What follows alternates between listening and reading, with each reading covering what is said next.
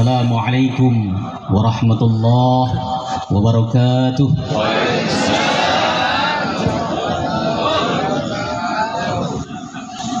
Bang Mamat jualan tomat.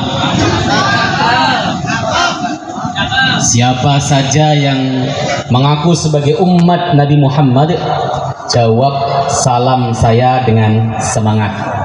Saya doakan yang jawab salam saya dengan semangat utangnya lunas,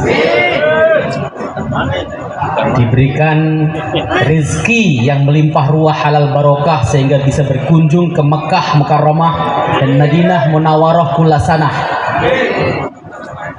Diberikan oleh Allah Subhanahu wa taala kesehatan, umur panjang dalam ketaatan, kesalihan. Diberikan anak cucu yang salih salihah.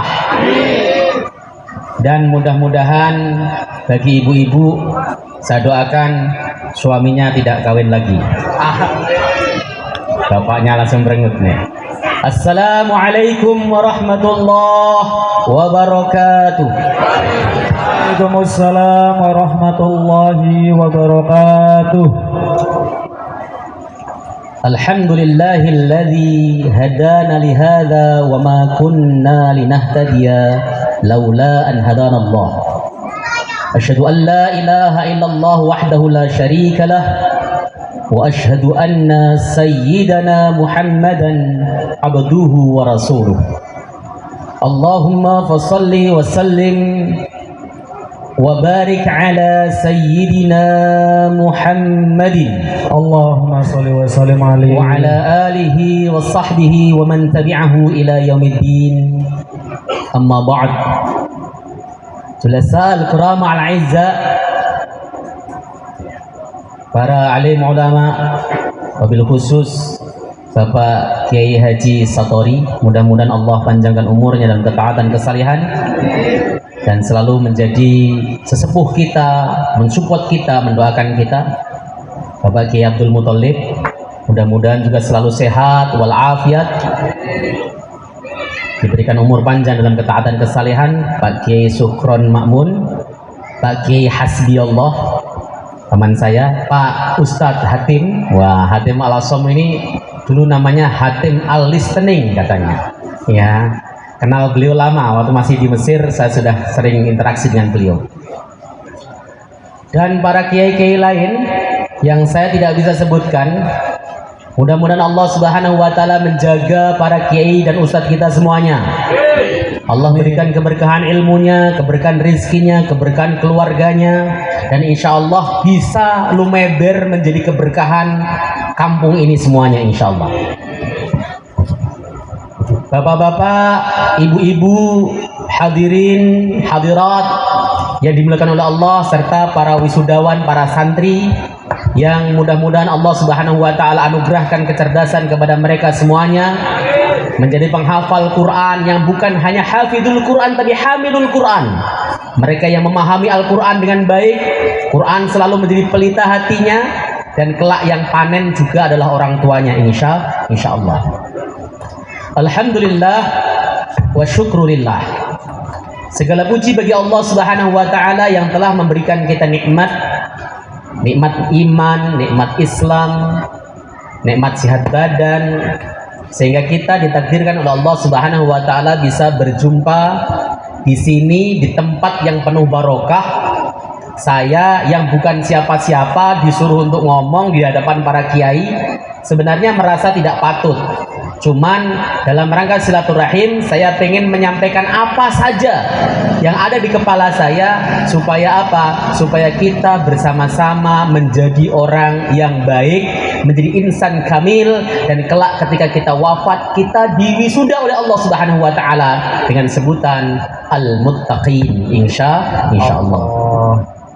Salawat salam semoga senantiasa tercurah ke pangkuan Rasulullah Muhammad sallallahu alaihi wasallam, Nabi yang kita nanti-nantikan syafaatnya. Syafaat Nabi itu ragamnya banyak. Kalau kita kan sering mengatakan syafaatul uzma, syafaat Nabi itu banyak. Di dalam kitab misalnya Hasyiah dalam Fathul Bari, di dalam kitab Syarah Sahih Muslim karangan Imam An-Nawawi, kemudian diringkas oleh Al-Imam Al-Imarah, Dalam Jawahirul Bukhari itu dikatakan Nabi itu memiliki 4 syafaat. Yang pertama, syafaatul uzma atau syafaatul kubro. Kita nanti Pak, semuanya ketika dibangkitkan oleh Allah Subhanahu wa taala akan digiring di mahsyar, dikumpulkan di mauqif, namanya mahsyar. Lama kita di sana. Banyak di antara kita yang mungkin, bukan kita lah, kita nggak mau, saya juga nggak mau, bapak juga nggak mau, ibu juga jangan. Ada orang yang nanti ketika dikumpulkan di mahsyar matanya buta, tidak bisa melihat, buta matanya. Di dalam Quran dikatakan wa man a'rada an dzikri fa inna lahu ma'isyatan dhanka wa nahsuruhu yaumal qiyamati a'ma qala rabbi lima hasyartani a'ma wa qad kuntu basira qala kadzalika atatka ayatuna fanasitaha wa kadzalikal yauma tunsa.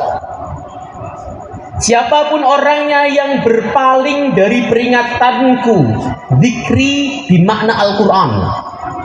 Siapapun mereka yang berpaling dari Al-Quran, fa inna lahu ma'isyatan dhanka, maka baginya kehidupan yang sempit. Di dalam kitab tafsir, banyak tafsir lah, antum bisa baca dalam tafsir apa saja. Yang disebut kehidupan sempit itu satu kehidupan sempit di dunia. Kaya, tetapi pikirannya ini sempit. Duitnya banyak, mobilnya banyak, tetapi hidup tidak tenang, tidak bahagia. Anaknya nggak ada yang bener, nggak ada yang bisa ngaji. Punya anak nggak bisa ngaji, banyak buat apa? Nanti kalau orang tuanya mati, paling datang ke kuburan bawa pacul sama bawa air sambil ngomong gini, Pak biasanya nggak pernah mati kok ya mati Pak. Ya, nggak ada yang bisa diharapkan. Nah, yang kedua, ma'isyatan dhanka, kehidupan yang sempit itu artinya adalah kehidupan pada saat masuk ke kubur. Begitu masuk kubur langsung dijepit sama bumi. Kerak, butuh lagi, jepit lagi sampai hari kiamat. Apakah cukup itu saja? Tidak. Wa nahsuruhu yaumal qiyamati a'ma, dan kelak akan kami kumpulkan dia di hari kiamat dalam kondisi buta matanya. Dia protes, dia berkata, Rabbi lima hasyartani a'ma wa qad kuntu basira. Tuhan, kenapa kau kumpulkan aku dalam keadaan buta, sementara dulu ketika hidup di dunia aku bisa melihat? Allah menjawab, qala kadzalika atatka ayatuna fanasitaha wa kadzalikal yauma tunsa. Demikianlah ketika aku datangkan ayatku Al-Quran. Al-Quran ada di masjid-masjid, di rak-rak, di tempat-tempat sholat ada Al-Quran. Fanasitaha, tapi kamu cuekin, kamu abaikan, kamu lupakan. Fakadzalikal yauma tunsa. Maka demikianlah al-yauma, pada hari ini, alnya li ahdil khudur, tunsa, kalian pun akan dilalaikan oleh Allah Subhanahu wa taala. Ya, kumpul semuanya di mahsyar, kita lihat. Tapi kalau orang rifaiyah mah wajahnya pasti cerah-cerah. Ya, rajin wudu, rajin sujud, ya. Dikit-dikit wudu, cerah. Nanti bisa dikenali wajahnya orang rifaiyah mencorong. Mencorong itu apa ya? Bersinar. Wah, gitu kan. Soleh semuanya. Tapi jangan kemudian ngomong saya nanti gandulan sarungnya Pak Satori, nanti lepas kalau digandulin bareng-bareng. Ya, kita bareng-bareng untuk mendapat syafaatnya guru, gitu maksudnya. Kita semuanya nanti akan datang kepada Nabiullah Adam alaihissalam. Wahai bapak kami Adam, tolong syafaati kami. Adam mengatakan, nafsi, saya takut. Kita ngurusin diri kita sendiri saja ya. Kenapa? Karena pada waktu Adam di surga dilarang oleh Allah Subhanahu wa taala, Allah mengatakan, "Fala taqrab hadhihi sajarah fatakuna minadh dhalimin." Kamu jangan dekati pohon ini. Kalau kamu dekati, kamu termasuk orang zalim. Saya malah memakannya. Saya takut kepada Allah Subhanahu wa taala. Sono ke Nabi Nuh. Kita ke Nabi Nuh bareng-bareng. Nabi Nuh pun sama. Udahlah urusin diri kita sendiri. Saya takut kepada Allah Subhanahu wa taala kalau murka. Kenapa? Saat anakku Kan'an mau kebanjiran, dia naik gunung, saya protes sama Allah. Allah berjanji keluargaku akan diselamatkan olehnya. Tapi kenapa Kan'an tidak diselamatkan? Aku protes sama Allah. Ya Rabbi, kana min ahli. Dia itu keluargaku ya Allah. Allah marah. Allah mengatakan dia bukan keluargamu. Ya, kenapa? A'maluhu ghairu salih. Amaliyahnya tidak bagus. Kita disuruh ke Nabi Ibrahim, kita ke Nabi Ibrahim. Terus, itu nggak usah saya ceritakan, nanti satu malam sendiri. Terus akhirnya kita ke Nabi Muhammad SAW, dan Nabi memberikan syafaat, asy-syafi'ul musyaffa', Nabi yang memberikan syafaat dan diterima syafaatnya. Allahumma shalli wa sallim ala sayyidina Muhammad wa ala ali sayyidina Muhammad. Kenapa kita harus sering sholawatan, Pak? Kenapa? Karena Nabi yang mengatakan as'adun nasi bi syafaati yaumal qiyamah aktsaruhum sholatan alayya. Orang yang paling beruntung mendapat syafaatku nanti di hari kiamat adalah orang yang paling sering bersolawat kepada Nabi Muhammad sallallahu alaihi wasallam. Itu syafaat pertama. Syafaat kedua itu syafaat Nabi untuk umat Nabi yang divonis masuk neraka. Tapi bukan orang Cilamaya ya, Cilamaya nggak ada yang divonis, insya Allah. Orang baik-baik semuanya kok, ya. Orang baik-baik, perempuannya tutup aurat baik, laki-lakinya soleh-soleh. Alhamdulillah, subuh nggak pernah ketinggalan. Alhamdulillah. Ketinggalan paling kadang-kadang seminggu 4 kali. Ya, tapi alhamdulillah. Ya. Kita ada orang yang dia divonis masuk neraka. Contohnya siapa? Contohnya orang yang pernah meninggalkan salat dengan sekali dengan sengaja. Di dalam kitab Wasiyatul Mustafa itu dikatakan, man taraka salatan wahidatan muta'ammidan kutiba ismuhu ala babin nar fulanun bin fulan wa la budallahu min dukhulin nar. Siapapun orangnya yang meninggalkan sholat sekali saja dengan sengaja, namanya akan tertulis di pintu neraka. Fulan bin Fulan, ya, Ahmad bin Karto, misalnya. Kalau tertulis namanya di pintu neraka, labudallahu min dukhulin nar, pasti dia masuk neraka. Tapi dapat syafaatnya Rasulullah Sallallahu Alaihi Wasallam. Rasulullah itu penyayang sama kita. Rasulullah sampai bersabda, syafaati li ahlil kabair min ummati. Syafaatku itu untuk pelaku dosa besar dari umatku. Makanya bapak-bapak yang masih suka pinjol, suka judol, masih kadang-kadang sholatnya bolong, masih kadang-kadang puasa ketika di Jakarta nggak puasa, kan banyak Pak orang yang pura-pura soleh di kampung di Jakarta menjadi tidak soleh. Di kampung kelihatannya rajin, khusyuk dan sebagainya. Jakarta nggak pernah sholat, ada ya gitu. Tapi orang sini insya Allah nggak ada, clear orang sini baik. Wajahnya aja wajah halus surga semuanya kok. Ya. Itu serius. Tervonis masuk neraka diselamatkan Rasulullah dengan syafaatnya. Yang kedua, maka mudah-mudahan itu termasuk kita. Kita yang banyak dosa, banyak zalimnya, itu mudah-mudahan mendapat syafaat seandainya tervonis diampuni. Yang ketiga, syafaat Nabi yang diberikan kepada umat Nabi Shallallahu Alaihi Wasallam yang sudah kadung masuk ke dalam neraka. Masuk. Kalau di dalam kitab tarjamah itu kan Shiratal Mustaqim itu kan 3000 perjalanannya kan, alfu su'udin wa alfu hubudin wa alfu istiwa'in. 1000 tahun mendaki, 1000 tahun menurun, dan 1000 tahun mendatar. 3000 tahun kita menyeberang Shiratal Mustaqim. Dan orang yang nyebrang Shiratal Mustaqim itu beda-beda macamnya. Ada wa minhum kal barqil hatif, ada yang seperti kilat yang menyambar, bus sampai. Itu bukan kita, itu para nabi. Yang cepat-cepat itu para nabi. Kemudian yang kerihil asif, seperti angin yang berembus, sampai. Itu para sahabat as-siddiqin. Wa minhum kal faras, ada yang seperti kuda, yang dia berlari kencang selama sehari penuh sampai. Itu Kiai Satori bukan kita. Itu Kiai Abdul Muthalib bukan kita. Ya. Makanya kalau antum gundelan sarungnya meloncat ke neraka, jelas kenapa? Kekencengan larinya. Ya, mudah-mudahan kita itu ngomong begitu tuh mendoakan para kiai-kiai kita, termasuk orang yang mendapatkan keistimewaan itu.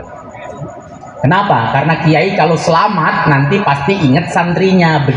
Begitu kita sudah menyeberang, Pak Kiai ini sudah menyeberang ke surga. Kalau di dalam hadis Sahih Bukhari itu setelah dia lewat Siratal Mustaqim itu kan nggak masuk surga. Dia berada di suatu tempat, ya, di Kintor namanya itu, tempat yang di sana nanti akan ada tuntutan lagi. Dan mereka ketika sampai sana akan ingat, Masya Allah, ini muridku yang namanya Rifai mana nih? Kok nggak ada? Wah, ya Allah, muridku yang namanya Rifai nggak ada. Kemudian Allah mengatakan, ini saya ceritakan dalam Sahih Bukhari ini ya. Kemudian Allah mengatakan, cari siapapun temanmu, tetanggamu, saudaramu, muridmu yang di dalam dadanya ada keimanan sebiji dinar, sebesar uang dinar. Cari, syafaati dia, masukkan dia ke dalam surga. Cari, dapat. Ya Allah, masih banyak ternyata, ya Allah, murid saya yang biasa main karambol, murid saya yang biasa nonton bola, Piala Champion dan sebagainya. Tolong mereka gimana ya Allah? Kata Allah, cari yang keimanan mereka sebesar separuh dinar. Kalau ada dalam hatinya, syafaati. Nyari lagi, Pak Kiai Satori pokoknya paling sibuk nyari. Disyafaati, ya, sampai masih ada lagi namanya tipologi murid. Kan santri kan ada yang bagus, ada yang kurang bagus, ada yang kerjaannya nyolong sendal, ada yang kerjaannya nyolong mangga tetangganya. Kan ada santri itu macam-macam, ya. Santri yang ketika di pesantren sibuk pacaran juga ada, ya kayak gitu. Nah, akhirnya kemudian yang terakhir, cari siapapun mereka orang-orang mukmin yang di dalam hatinya ada sebesar biji zarrah dari keimanan, syafaati, disyafaati semuanya sampai nanti sisa orang-orang yang belum disyafaati. Kalau di dalam Sahih Bukhari dikatakan sebagai orang mukmin yang tidak punya amal soleh. Orang Islam yang tidak punya amal soleh, mungkin baca syahadatnya pas mau nikah saja. Asyhadu an la ilaha illallah, saudara Muhammad, habis itu sholat kagak, jumatan kagak. Ya. Kata Allah, semua sudah mensyafaati, Rasul sudah mensyafaati, para kiai sudah mensyafaati, ya semua sudah mensyafaati, malaikat sudah mensyafaati, tinggal syafaatku, kata Allah. Allah lalu mensyafaati orang mukmin yang tidak punya amalan tadi, disyafaati, dimasukkan ke dalam surga semuanya, tetapi di lehernya dikasih stempel cap bahwa dia alumni neraka. Jadi kalau itu ahlus jannah, orang-orang yang penduduk surga itu tahu kalau dia alumni neraka. Kenapa? Ada capnya. Alumni neraka ya? Iya. Jahanam ya? Iya. Lado ya? Ada, jadi ada capnya. Nanti jangan-jangan di surga ada reunian penghuni neraka, ya. Tapi itu faktual. Maka orang-orang soleh ketika masuk surga itu tuh seneng, kita doakan orang soleh supaya masuk surga. Supaya apa? Supaya bisa mensyafaati kita. Nah, syafaatnya Rasulullah. Ini sebenarnya saya malas cerita beginian ya Pak. Kenapa ya? Lama masalahnya, ya. Saya nanti kalau pulang jam 12 sampai rumah jam 3. Jam 4 saya jam setengah 5 saya harus ngisi kuliah subuh kalau kuat. Kalau nggak kuat ya habis sholat subuh tidur nanti. Ya, nanti nggak terlalu lama lah. Saya juga kasihan sama Pak Kiai Abdul Muthalib biar istirahatnya lebih bagus nanti. Ya. Baik, saudara yang dimuliakan Allah Subhanahu wa taala. Orang-orang yang kadung masuk neraka tadi diambil satu persatu oleh Rasulullah sallallahu alaihi wasallam, disyafaati. Sampai kemudian tinggal orang yang dia itu berteriak-teriak di surga dengan memanjatkan nama Allah. Ya Hannan, Ya Mannan, Ya Hadim al-Ihsan, Badru Judik Malyam, Judlana bil Ghufran. Itu biasanya pemain rebana kan. Ya Hannan, Ya Mannan. Pemain rebana itu. Pemain rebana jangan-jangan paling terakhir masuk surga. Ya. Enggak ya, pemain rebana itu jago sholawat Pak, masalahnya. Orang yang banyak sholawatnya insya Allah di surganya lebih dulu. Syafaat ketiga. Yang keempat, syafaat Nabi yang diberikan untuk kita umatnya supaya upgrade naik kelas. naik kelas kita itu. Misalnya Ustadz Hatim lah sekarang yang muda. Ustadz Hatim masuk surga. Surganya Eden ya, karena ya tahajud ya paling 2 rakaat. Ya, ba'diyah qobliyah kadang-kadang misalnya, kan namanya anak muda. Kalau kiai-kiai kan pada rajin. Ya. Akhirnya masuk surga Eden. Tapi beliau dapat syafaat Rasulullah Shallallahu Alaihi Wasallam, di-upgrade kelasnya dari Eden menjadi Firdaus. Itu bisa. Nah, itulah yang kemudian kita harapkan, mudah-mudahan kita semuanya mendapat syafaat Rasulullah Muhammad sallallahu alaihi wasallam. Bapak-bapak yang dimuliakan oleh Allah Subhanahu wa taala. Sebenarnya sambutan Kiai Satori, sambutan Pak Kiai Abdul Muthalib tadi semuanya sudah penuh makna, penuh gizi sebenarnya. Saya yang bingung mau nyambut apa. Makanya saya bilang saya pengen ngobrol apa sajalah yang bisa saya ungkapkan. Yang pertama, saya ucapkan selamat atas wisuda juz 30 bagi anak-anak santri. Itu permulaan, bukan akhiron. Mudah-mudahan juz 30 ini bekal anak-anak santri tetap semangat untuk menghafalkan Quran sehingga 30 juz dihafalkan dengan baik. Kalau anaknya menjadi penghafal Quran, Bu, Pak, Bapak mati, anaknya murojaah, ya, baca misalnya amma yatasaaluna 'anil naba'il 'azimil ladzi hum fihi mukhtalifun kalla saya'lamuna thumma kalla saya'lamun. Itu bapak sudah mendapat transfer pahala dari bacaan Quran itu otomatis, nggak usah pakai wa khususon nggak perlu. Kenapa? Anak kandungnya. Apa nggak seneng begitu? Harusnya senang, tapi kenapa ketika ada TPA, ada pesantren, ada bayarnya sedikit, iuran sedikit, alah ngaji Quran kok bayar? Lah les musik saja sekali datang 400.000 loh. Les musik sebulan itu 400.000 paling murah les musik. Orang pada les musik itu ngantri, Pak. Fama asbaruhum 'alan nar, alangkah sabarnya mereka ke neraka. Sementara bapak yang pengen ke surga, TPA bayar 20.000 saja protes kemahalan. Apaan ini Pak Ustadz, masa membayar sih? Ya bayarnya 20.000 kemahalan, udah goceng aja 5.000. Serius, saya pernah jadi ketua TPA ditawar begitu sama ibu-ibu. Bu, mau masuk surga kok gratisan sih? Kalau gratisan nanti takutnya di pojokan, begitu. Ya. Investasi, anak kita itu investasi. Makanya ketika kita titipkan di pesantren, titipkan plek masuk pesantren, itu bapak sedang berinvestasi sekaligus menggugurkan kewajiban bapak sebagai orang tua yang berkewajiban untuk mendidik anak supaya dia bagus sholatnya, itu bapaknya. Yang berkewajiban untuk mendidik anak supaya mengenal Allah dan Rasulnya, itu bapaknya. Tapi ketika bapaknya sibuk cari kerja, cari duit dan sebagainya, tidak bisa mendidik anaknya, titipkan kepada yang bisa mendidik, pesantren. Para kiai, para ustadz itu mikul tanggung jawab kewajiban bapak. Masa gratis sih? Jangan gratis dong. Maunya kok serba gratis, makan bergizi gratis, tapi beracun kan akhirnya. Ya, yang gratis-gratis pada suka sekarang, padahal gratis itu nggak bagus. Sekolah kalau gratis itu biasanya nggak begitu bagus, namanya juga gratis. Sekolah yang bagus itu yang bayarnya tinggi. Kenapa? Ustadznya semangat. Berapa ngajar di mana di sana? Gajinya? Alhamdulillah lumayan Ustadz. Saya digaji 10 juta sebulan. Semangat pasti ustadznya, pagi-pagi udah berangkat, pulangnya pun senja. Kenapa? Dicukupi.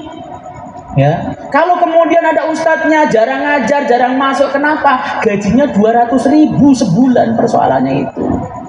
Dan itu bapak mengamanahkan anak yang jadi investasinya bapak. Tadi saya dengarkan anaknya luar biasa, akidatul awam, akidah di luar kepala mereka, ya. Hum adamun idrisun nuhun hudu ma'solih wa ibrahim kullun mutaba. Wah, luar biasa itu, ya, di luar kepala. Akidah loh Pak, akidah, ilmu yang luar biasa, akidah itu.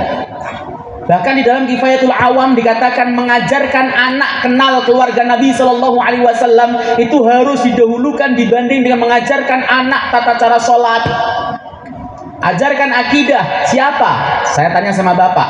Bapak kenal nggak anak Nabi Muhammad Shallallahu Alaihi Wasallam? Ibu kenal nggak anaknya Nabi Shallallahu Alaihi Wasallam? Siapa anaknya Nabi? Ya, banyak yang nggak tahu. Ya, banyak yang nggak tahu. Tapi kalau tanya siapa anaknya Ahmad Dhani, langsung Dul. Wah, hafal. Giliran anaknya Nabi Shallallahu Alaihi Wasallam nggak hafal. Itu faktual. Sebegitu parah akidah umat. Makanya jangan heran kalau korupsi merajalela. Biangnya itu di pendidikan akidahnya.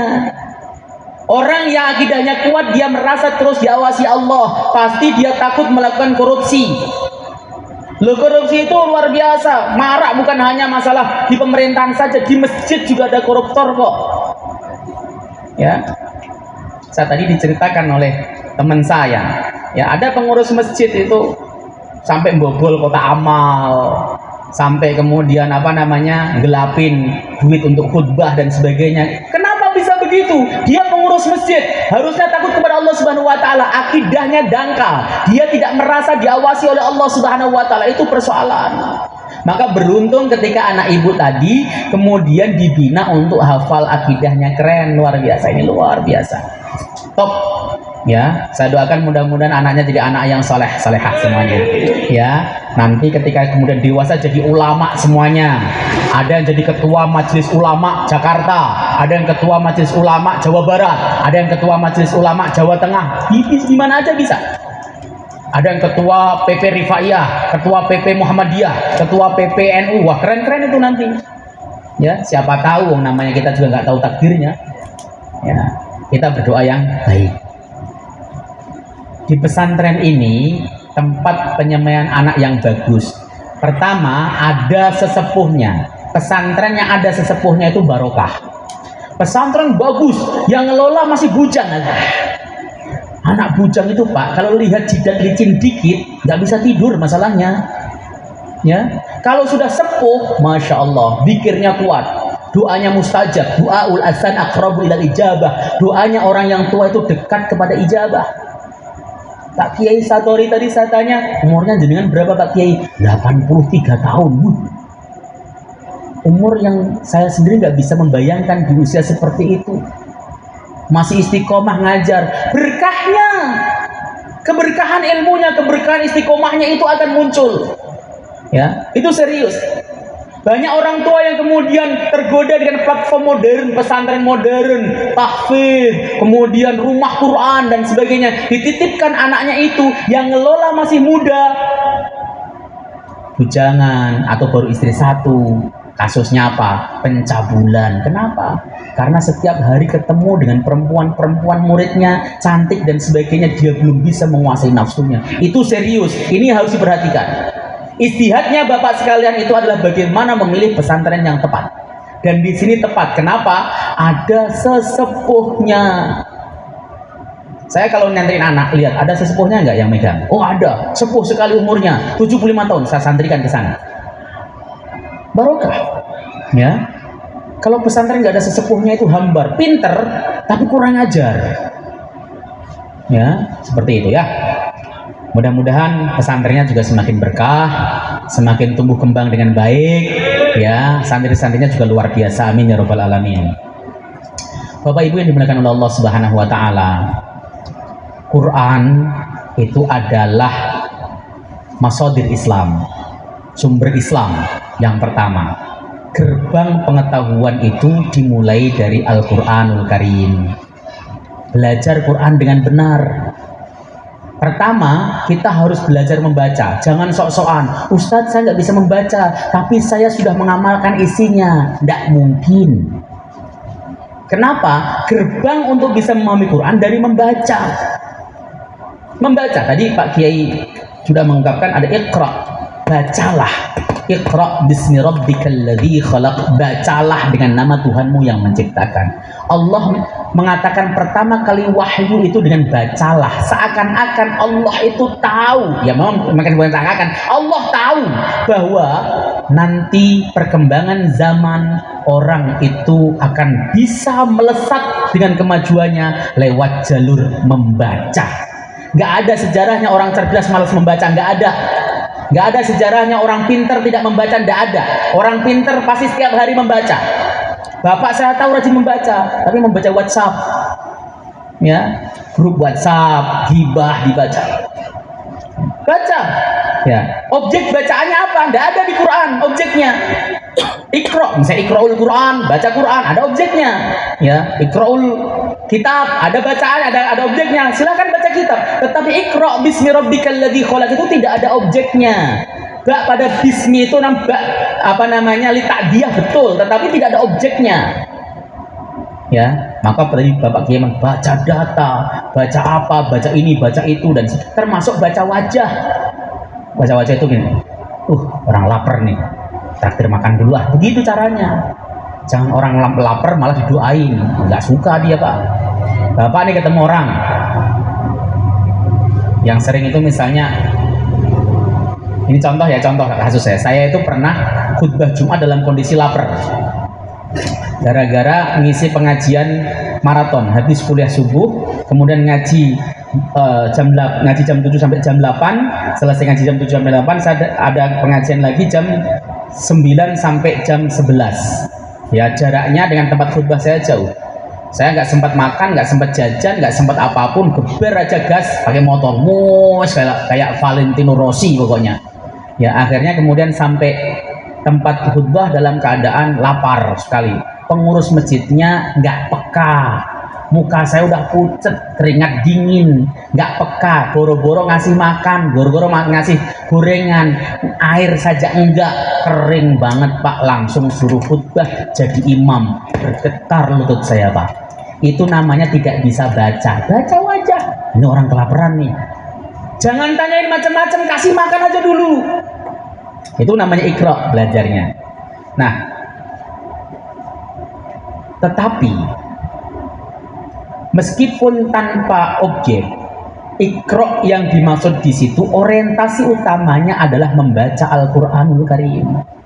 Baca Quran, di Quran itu isinya petunjuk hidup bagi kita semuanya. Bagaimana bisnis semuanya ada dalam Al-Quran. Bagaimana kita berpolitik ada dalam Al-Quran. Kita pelajari Al-Quran dengan baik. Kenapa kita tidak pernah tadabbur sama Al-Quran? Lah, bagaimana tadabbur membaca saja sulit. Mohon maaf. Banyak orang yang baca Fatihah saja nggak lurus. Ya, banyak. Kalau di sini saya yakin bacanya bagus-bagus. Kenapa? Anak-anaknya aja bagus, sebagai orang tuanya insya Allah lebih bagus. Di kampung sana Pak, saya pernah ngajar istrinya direktur. Ada yang pas baca itu min ali fir'aun. Loh, kok Fir'aun? Fir'aun.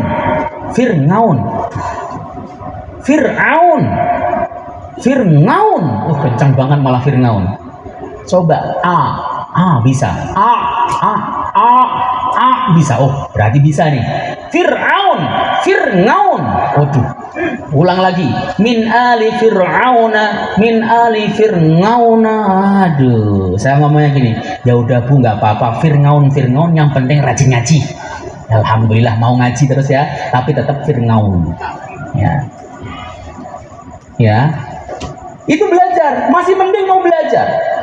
Daripada yang kemudian sudah salah nggak mau belajar, kemudian ketika ditegur marah-marah. Banyak orang yang ketika ditegur marah-marah. Kita itu Pak sering melihat orang jadi casingnya, mentang-mentang jenggotnya panjang, pakai koko, pakai peci putih, wah dia pasti pinter ngaji nih. Apalagi stylenya celananya cingkrang, masya Allah, kelihatannya pinter nih. Saya pernah ketipu yang kayak gitu Pak.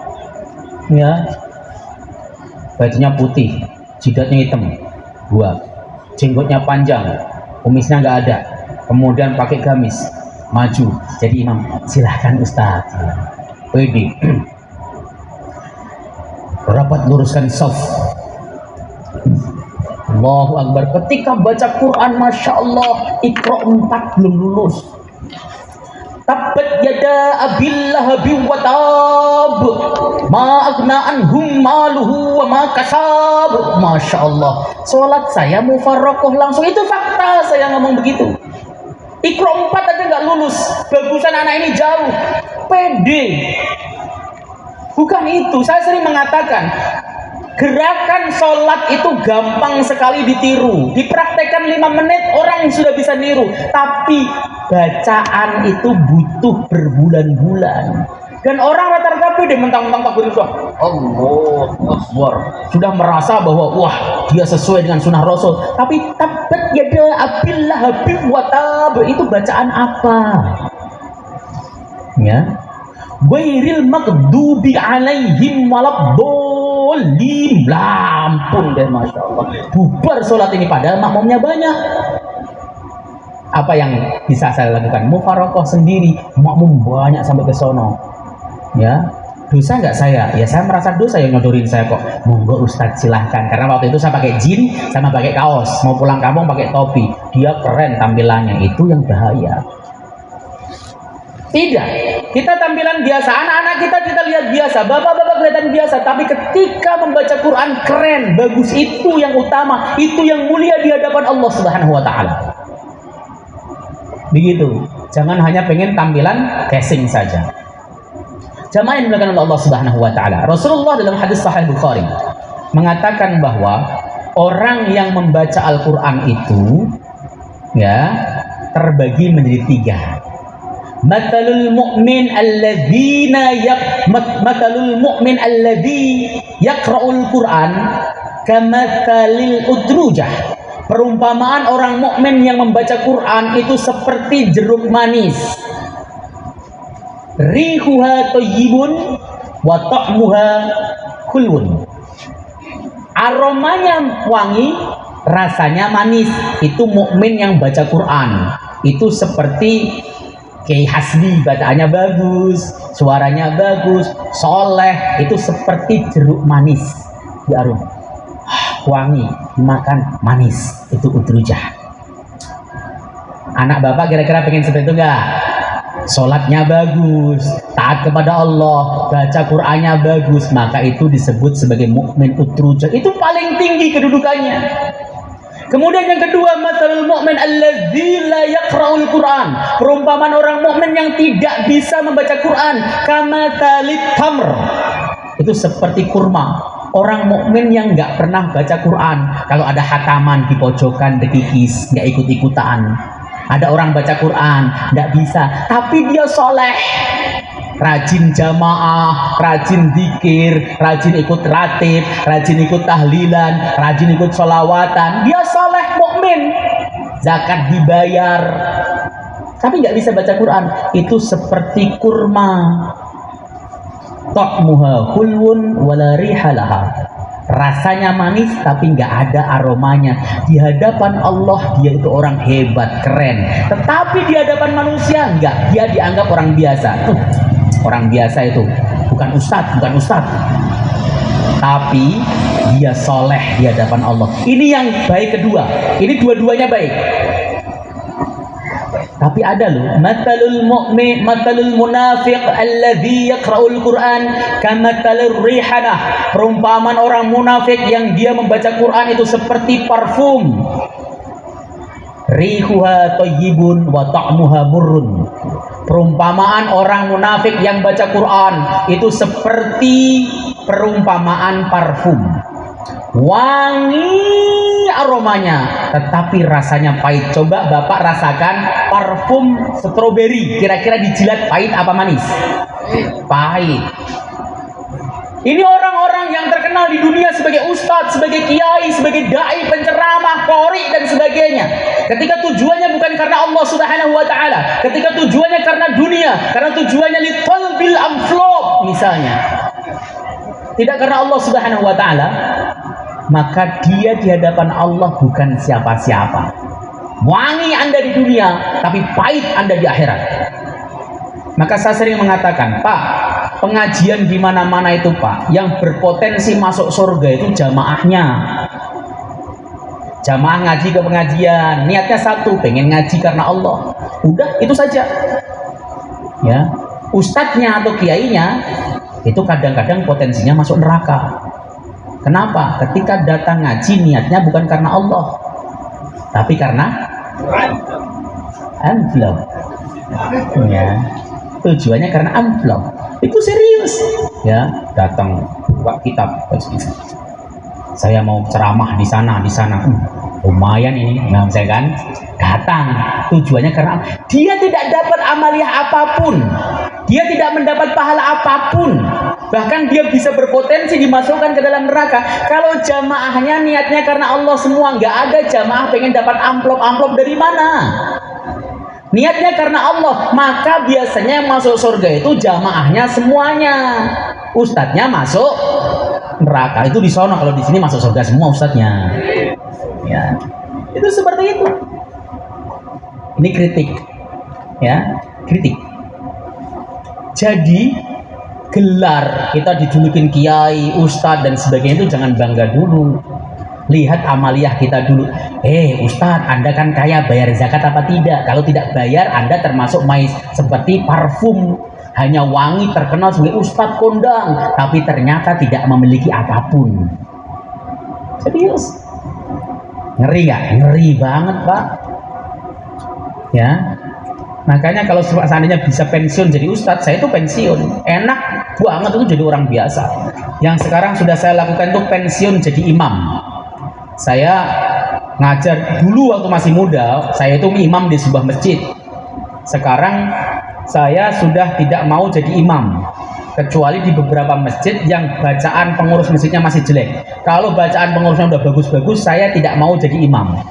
Saya membaca di dalam kitab Syarah Bulughul Maram, namanya Misbahul Dhulam Syarah Bulughul Maram min Adillatil Ahkam, karangan Syekh Muhajirin Amsar Al-Bakasi, seorang ulama terkenal dari Bekasi.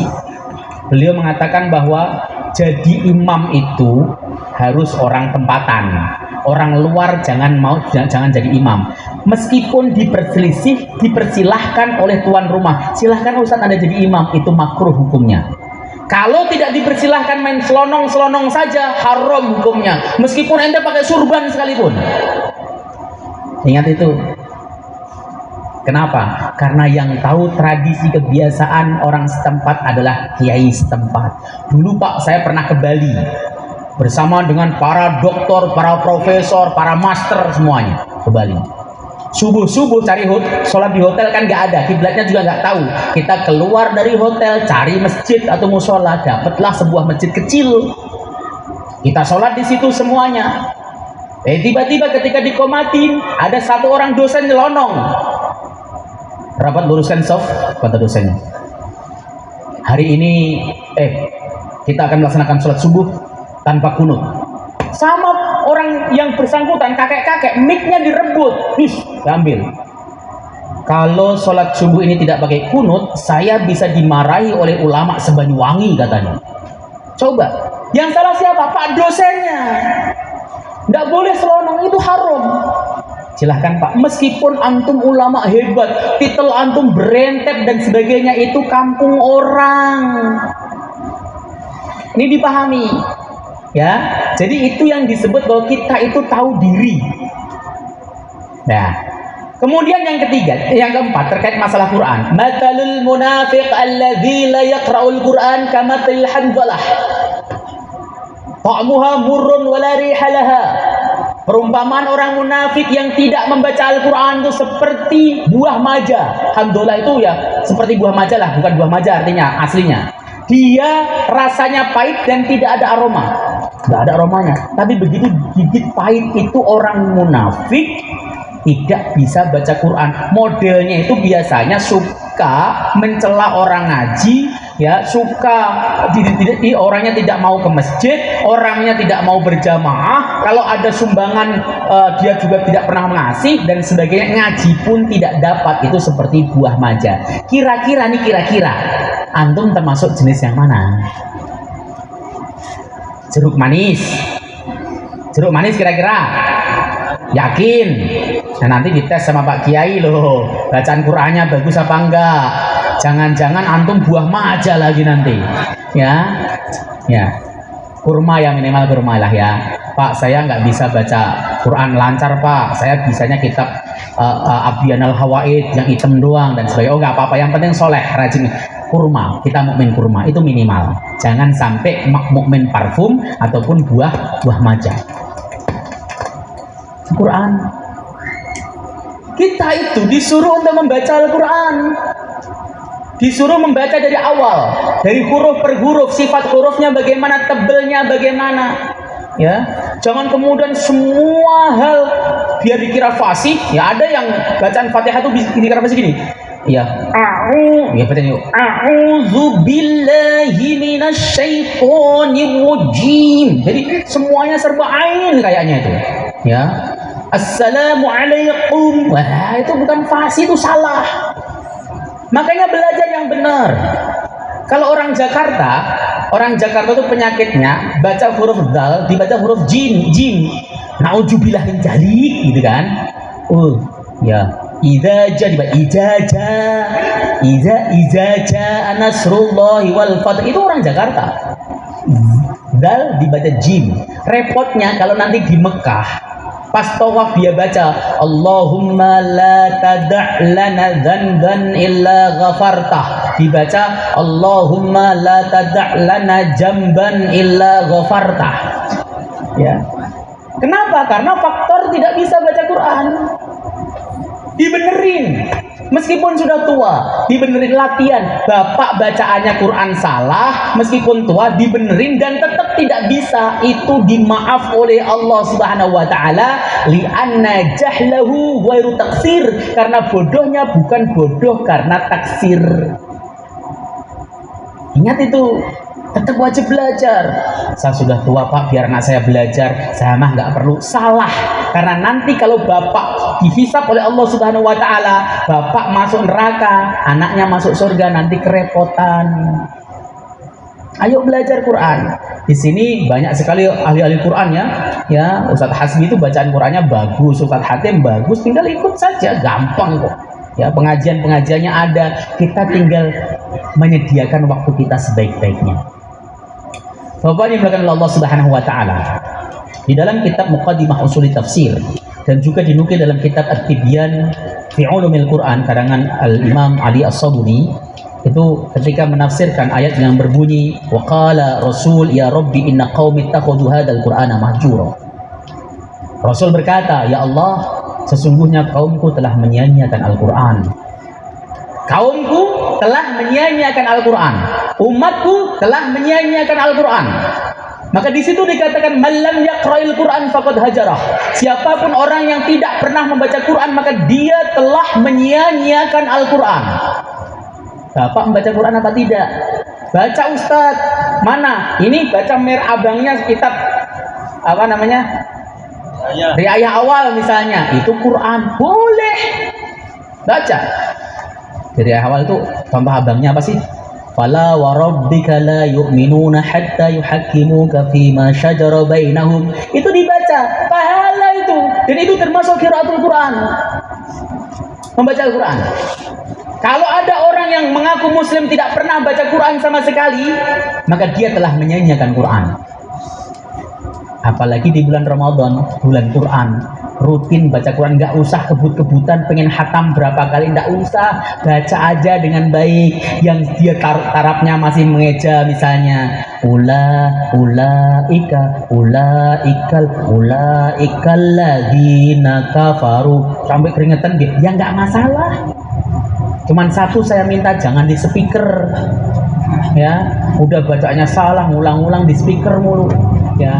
Pak, Bapak bacaan Quran di pinggir sana sambil belajar, nggak usah marah-marah, memang level kita begitu, level baru belajar. Kalau sudah mahir silahkan, tapi jangan ngebut-ngebut, santai. Baca Quran itu santai, nikmati saja, nikmati. Bayangkan kita sedang mendengar mempraktekkan bacaan Rasulullah. Alif Lam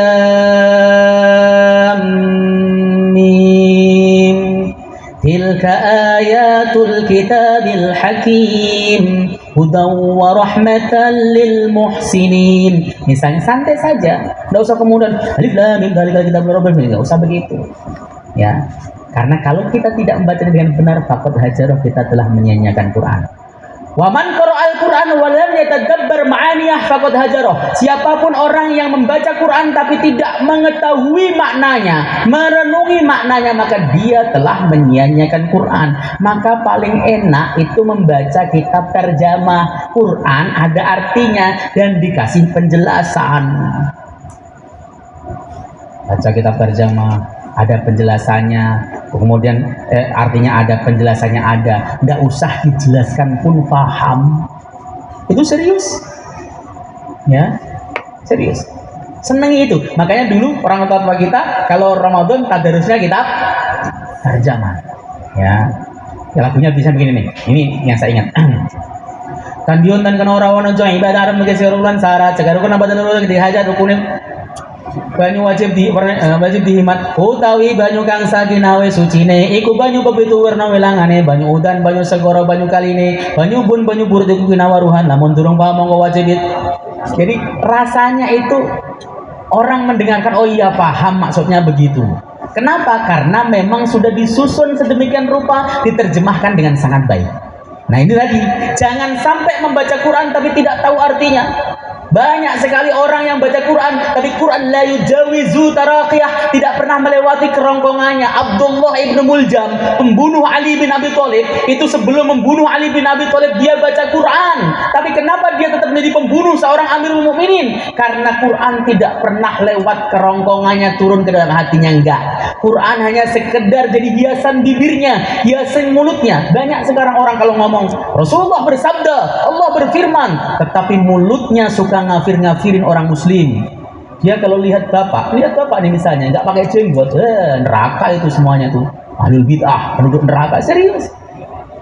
Saya pernah ketemu orang, ya, saya berjenggot Pak, saya itu suka jenggot, masalahnya dari pesantren saya sudah jenggotan masalahnya.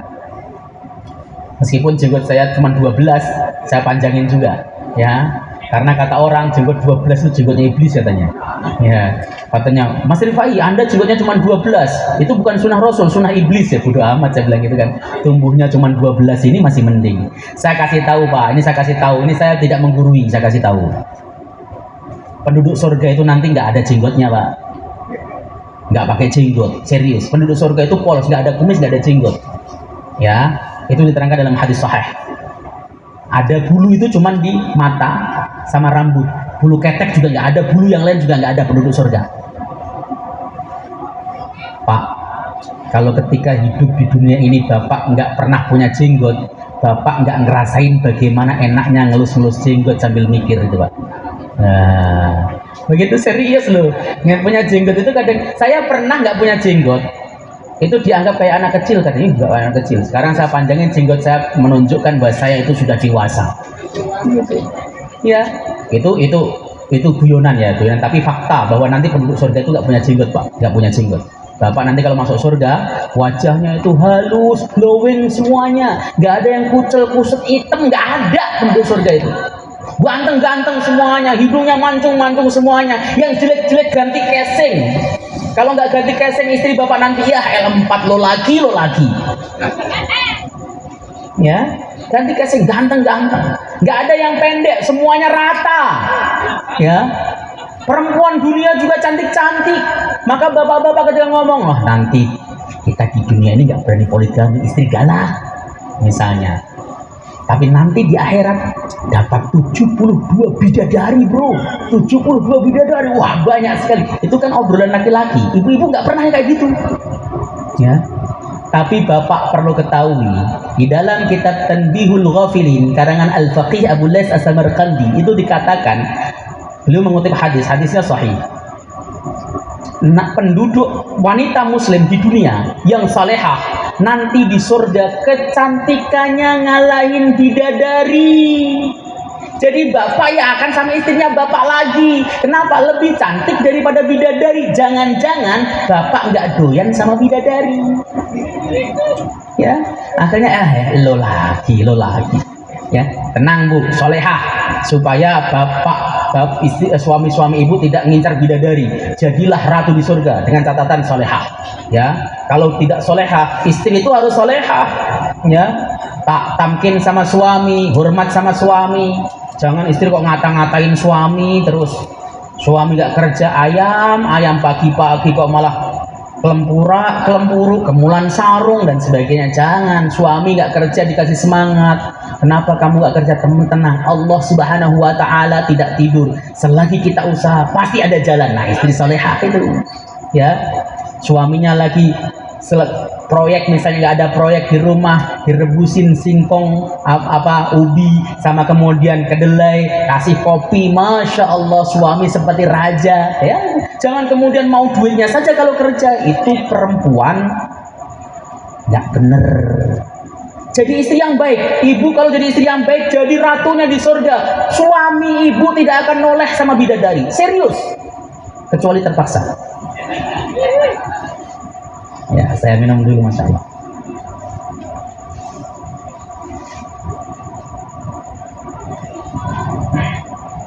Saya lanjutkan. Itu mentadaburi makna ya, supaya apa sih? Kita kan sering mendengar orang, kita kembali kepada Al-Quran dan hadis. Saya tanya, kembalinya gimana? Wong Anda saja tidak paham Quran, nggak paham hadis, kok mau kembali? Ya, kita kembali itu kalau kita memahaminya, maka dengan cara mengetahui artinya. Ini artinya apa sih? Amalkan, praktekkan. Itu mempelajari Quran. Jangan kemudian hanya sekedar pengen dapat Quran banyak, membacanya banyak, tetapi salah. Jangan. Momen Ramadan gunakan untuk membaca Al-Quran dengan baik dan benar. Baik, itu untuk Quran. Kan temanya banyak ini. Kalau saya tidak tahu ada qaul masai, apa ya, kemudian wisuda, apalagi khitanan masal, masya Allah, khitanan masal. Khitanan masal itu termasuk amal saleh ya. Kenapa amal saleh? Karena kita telah membantu kesulitan saudara muslim kita. Man a'ana ala qarabi'a ala qurbati akhihil muslim fid dunya, anallahu ala qurabihi yaumal qiyamah. Ya, siapapun orang yang membantu kesulitan kaum muslimin di dunia, maka Allah Subhanahu wa Ta'ala akan menolong, membantu dia nanti menghadapi kesulitan yaumul qiyamah. Di hari kiamat itu berat, Pak, berat luar biasa. Kita itu belum tentu selamat, serius itu. Belum tentu selamat. Kita itu ketika nanti dibangkitkan sama Allah Subhanahu wa Ta'ala di yaumul ba'ats, itu kita tengok kita termasuk orang selamat atau tidak. Itu kekhawatiran yang luar biasa. Semua orang dilahirkan, dibangkitkan dalam keadaan telanjang bulat, nggak ada yang pakai pakaian sedikit pun. Yang asalnya dipotong waktu sunat balik lagi. Sayyidah Aisyah pernah kata, "Wa sawatah, bagaimana dengan aurat kami ya Rasul?" Kan dilihat orang nggak pada mikir aurat. Ya, likulli imri'in minhum yawma idzin sa'nu yughni. Setiap orang itu pada hari itu sibuk dengan urusan masing-masing. Jangan Bapak bayangin, wah, nanti saya bisa lihat auratnya ini dong, aurat ini enggak. Sibuk saya selamat apa tidak? Ya. Makanya kita sering membantu kesusahan orang. Ada khitanan masal, luar biasa khitanan masal itu. Ya, udah di khitanan gratis, dikasih sarung, dikasih makanan, luar biasa, dan itu akan menjadi amal soleh bagi ibu bapak sekalian. Jamaah yang dimuliakan oleh Allah, sebentar, saya lihat jam dulu Pak. Saya kalau di kode amin begitu tuh suruh berhenti ya. Saya tuh paham masalahnya. Wah, udah jam setengah 12, kurang sedikit. Sebentar lagi, 5 menit lah. Jamaah yang dimuliakan oleh Allah Subhanahu wa Ta'ala, qaul masyayikh itu sebagai bentuk tauqirul ulama, atau penghormatan kita kepada para ulama.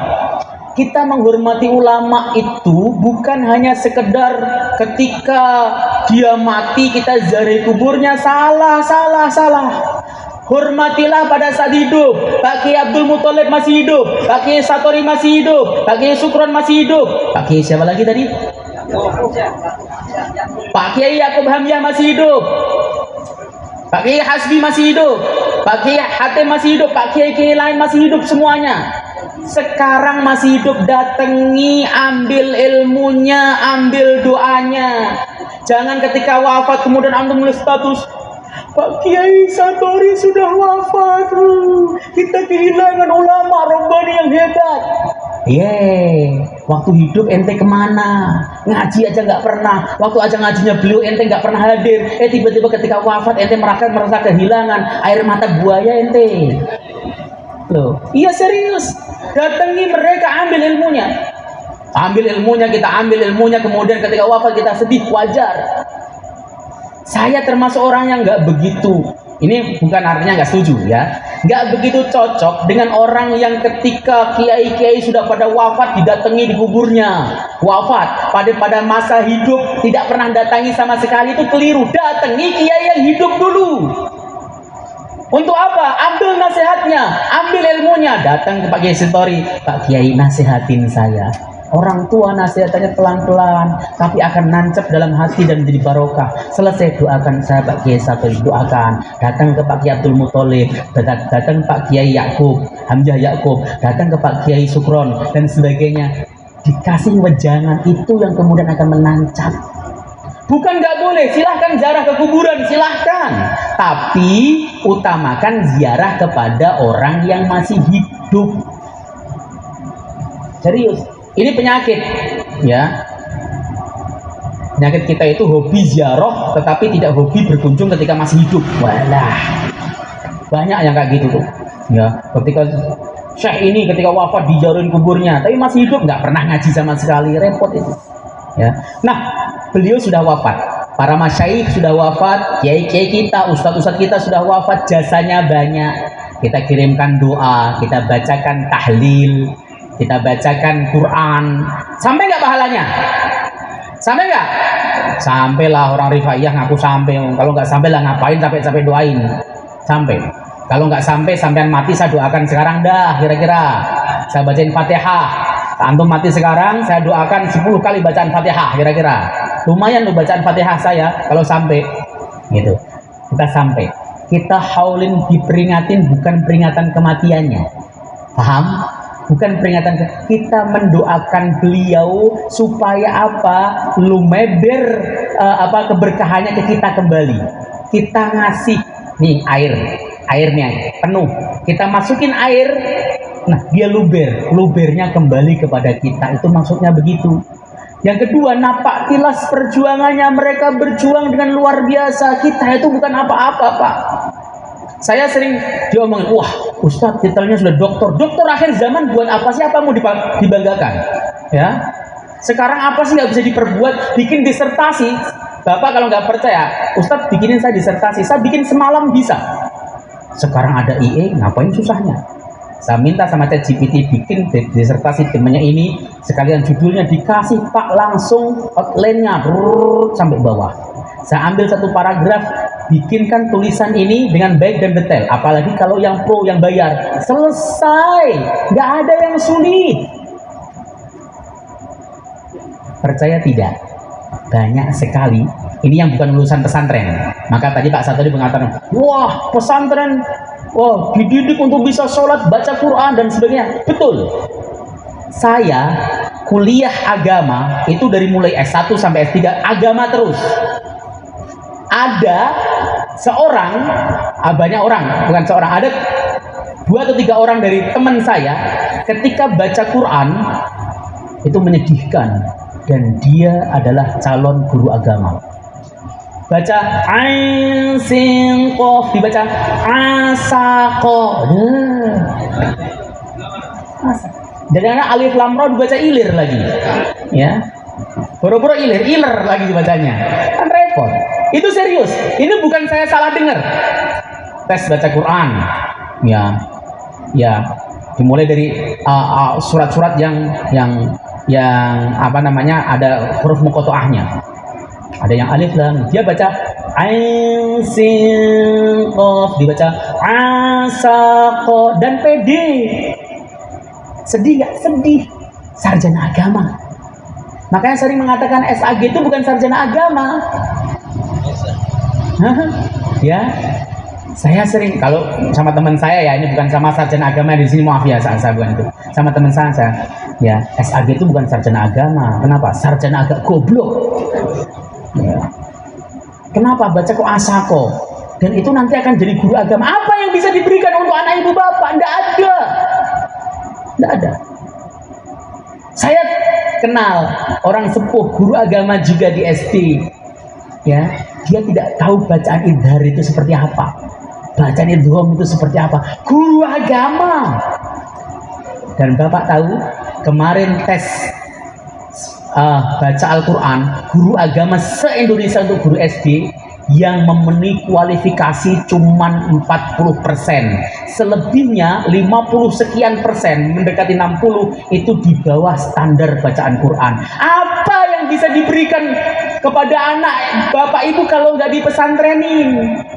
Sekolah SD silahkan, ambil SD Impres, SD negeri silahkan, tapi masuk pesantren, masuk madrasah supaya pinter, itu serius. Ya, saya pernah nyebarin angket waktu saya bikin disertasi, itu nyebarin angket tentang spiritualitas guru se-DKI. Parah Pak, parah. Ya. Nah ini yang kemudian ketika saya ditanya, Ustadz, pendidikan, tipe pendidikan apa yang terbaik untuk anak? Pesantren, tidak ada jalan lain, tidak ada jalan lain. Pesantren yang terbaik. Pesantren. Kalau bapak ibu pengen anaknya nanti di akhir zaman, ketika bapak sudah meninggal, anaknya pengen jadi orang soleh, di pesantren. Tidak ada jalan lain. Kalau tidak, maka anak bapak ibu bisa kena masalah. Ingat, zaman sekarang aja sudah sebegini amburadul, apalagi nanti zaman anak kita. Tadi saya ngaji di Jakarta Selatan, di Kemang. Kemang itu perumahan elit. Ada ibu nanya, Ustadz, anak saya Masya Allah kenapa? Badannya ditato semuanya Ustadz, ditato semuanya. Tapi dia ngomong, ibu tidak usah menyesal. Meskipun badan saya tatoan, tapi saya rajin sholat. Tapi saya begini. Ya. Kenapa bisa begitu? Karena pendidikan di kita itu mengarah kepada sekuler. Ya, saya ngomong begini di para pakar kan, wah langsung saya dipanggil Pak.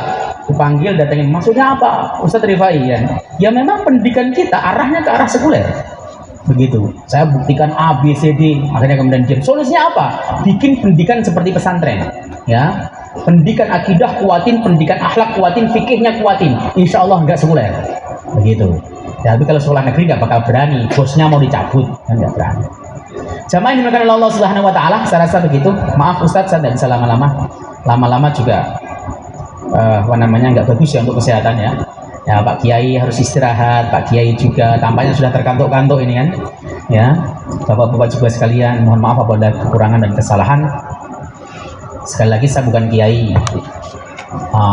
Saya kalau tadi Pak Kiai satu, wah warga Rifaiyah ya, saya gennya Rifaiyah tuh len.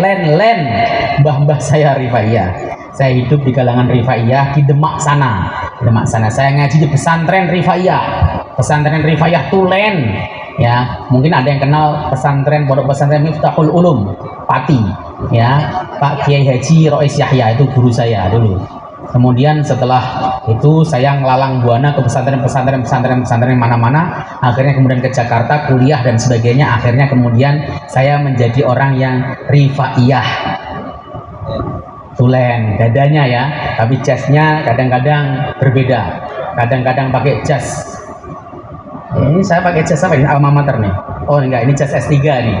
Ya. Jadi intinya begini. Dalam berorganisasi, terakhir betul. Dalam berorganisasi kita harus memiliki fanatik. Kalau tidak fanatik, organisasi tidak akan berkembang. Terus yang kedua, tetapi tidak boleh fanatis dalam agama. Artinya apa? Tidak boleh mengklaim bahwa surga hanya kita tempati, tapi bisa ditempati oleh siapapun yang soleh. Nanti kalau eksklusif kita tidak akan baik dan tidak diterima dengan baik. Saya rasa begitu. Mudah-mudahan manfaat apa yang saya sampaikan. Intinya saya tidak mau berdoa ya Pak. Pimpinan doa serahkan sama yang tua-tua. Kenapa? Tadi saya menukil dalam Fathul Wahab itu ada hadis Nabi yang dinukil oleh Syekh Zakaria Al-Ansari, yaitu doaul azan aqrabu ilal ijabah. Doa orang tua itu dekat kepada ijabah. Kalau doanya orang muda, jangankan sampai langit Pak, sampai langit rumah saja balik lagi dia. Itu akan balik lagi. Maka saya cukupkan. Al-fadlu minkum. Assalamualaikum warahmatullahi wabarakatuh. Waalaikumsalam warahmatullahi wabarakatuh. Diucapkan banyak-banyak terima kasih kepada beliau Ustadz Dr. Ahmad Rifai MPDI. Semoga apa yang beliau sampaikan dapat bermanfaat bagi kita semuanya. Amin ya rabbal alamin.